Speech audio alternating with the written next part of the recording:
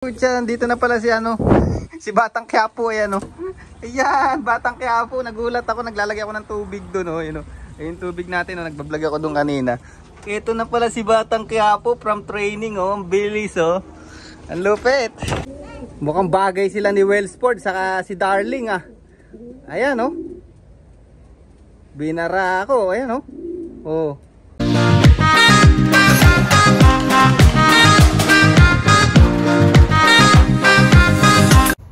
So yun mga kalapatid, nakita nyo na naman yung pagmumukha ko. Yan, good morning. And inom tayo ng ano ba yan? Tawag yan, lemon with honey. Yan. And now I'm waiting for my birds from training. The distance is 150 km away from my loft. And yeah, it's a good exercise because it's a headwind and good timing because before I basket or I put my birds to that upcoming long distance, it's a good exercise actually. So yeah, so I'm waiting for 6 birds, and actually they have a club race, but my club, they don't join to that race because it's gonna be a bad weather later. Actually on the releasing point they have a overcast right now, but yeah, later it's gonna be raining, so that's why my club, they don't join to that race. So anyway, yan, ito yung panahon ngayon. I'm gonna show it to you the weather. Yeah, okay pa naman. Yan, mukhang sisibol pa nga si Haring Araw dun, but yan, hintay-hintay na natin mga ibon. But yung mga mas naunang na-release yung mga kasali sa race today, around 7. So yung trainee, yung mga ibon namin is still pending. Siguro pagkaano pa ng mga pagbalik pa ng truck dun sa releasing point ng trainee, dun pa lang pakakawalan. Inuna muna siguro yung mga racer. So yun, abang-abang tayo mga lodi. Alright. Ayan mga kalapatids, I already plugged in my clock. So 10:40 na rito. Don't mind the yung serial number na nandyan kasi ayun yung sa last race natin, hindi ko pa nadubra. But yan, naka-training mode tayo. Ayan, letter T. Yan, so wait pa rin tayo sa ibon natin. 8:40 daw na release. So 8:40, 9:40, 10:40. So magdadatingan na yun mga lodi. Kinasa ko yung yung training ko kasi I wanna ask some of my club co-player na kung anong oras din dumating yung ibon nila para matansya ko kung maganda yung pa-training ng ibon natin, kasi doon ako babatay kung fit ba yung ibon natin, kung maganda ba yung lipad nila mga lodi, para makita natin yung kondisyon ng mga ibon natin. Alright? O yan. Dahil wala pa yung mga ibon natin from training, ang gagawin natin is magki-clean up tayo ng loop ngayon. Pakakalinis natin yung loob ng loop ko. And then naglagay ako ng detergent dyan sa kanang Janola. Yung Janola dito sa New Zealand is Clorox sa atin sa Pilipinas. So parehas lang. So gagawin ko, lalagyan ko ng tubig ngayon yan.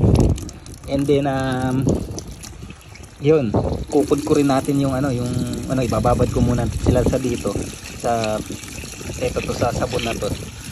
Bababad ko muna yung bubusan ko yung loob ng loob para yan, mababad sila at makahayod ko ng mabuti para pagdating ng mga training natin, lilinisan natin mabuti mga lodi. Malinis yung loob, malinis yung ibon, labas at loob. Yan. At maraming salamat din pala sa mga tropa natin na hinihingan ko ng tulong, kasi naghihingi rin ako ng advice. Yan, sa mga tropa natin, kay Boss Ryan, kay Settle Loop ng Australia, yan, subscribe nyo siya. And syempre kay Brains Loop, yan. Nagtatanong-tanong kasi ako kung magsasakay ako sa training, paano na yung feeding ko, yung paggagamot. Yan, kailangan kasi ngayon mga lodi, tutok pa talaga sa ibon kasi malayo na to, hindi na to basta-basta na 300-400 lang. At saka meron tayong goal, gusto ko talagang manalo dito sa long distance. Alright? Pero syempre kung ano pa rin yung pagkaloob, yun talaga yun. Alright.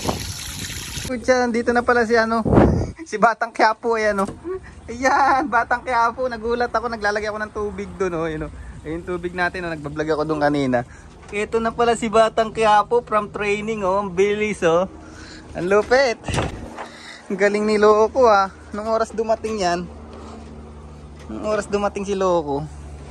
Ayan pa isa, oh. Ayan, oh. Ay, hindi pala. Ano pala yun? Bibi pala yun. Galing talaga ni Batang Quiapo. Ibig sabihin, maganda yung pangangatawan ni Batang Quiapo natin, mga lodi.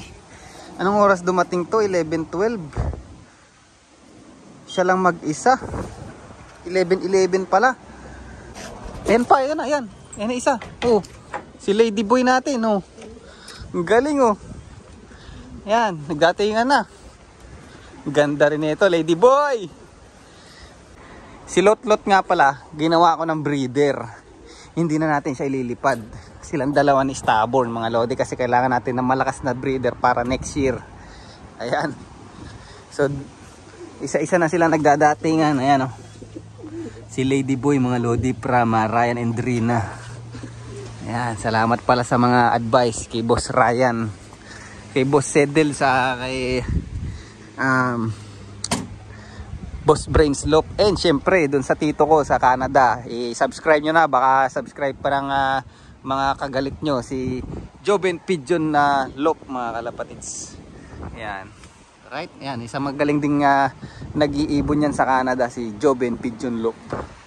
Alright, magbabasa tayo ng ano ngayon, at pasintabi sa mga patayan, no?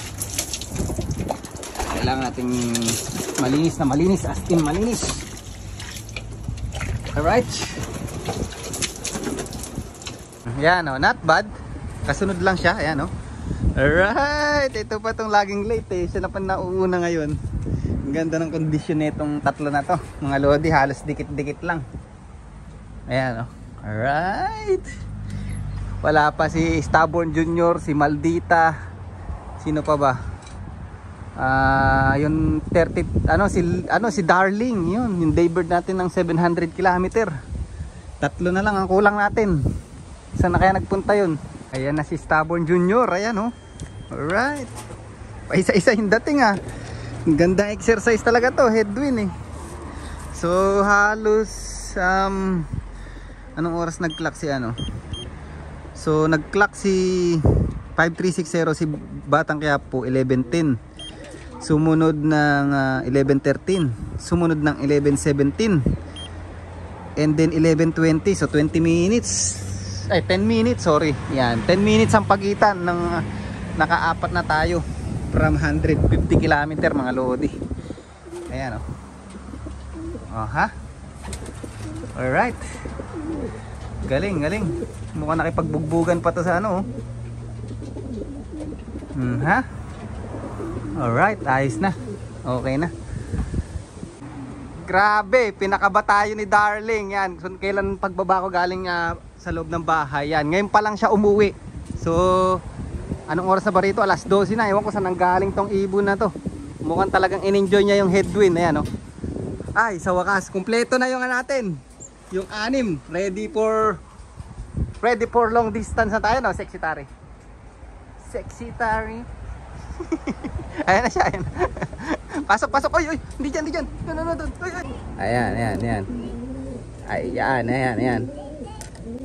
Mukhang bagay sila ni Wellsport saka si Darling, ah. Ayan, oh. Binara ako, ayan, oh. Oh. Patay ka. Ayan. Alright. Dito ka na nangyari yung vlog natin. At least kumpleto yung 6 natin. At nakapaglinis tayo ng ating loft. Ayan, malinis yung loft natin. Ayan, mga lodi, kinayod ko yan kanina. Ayan, oh. Alright. Daddy. Bye.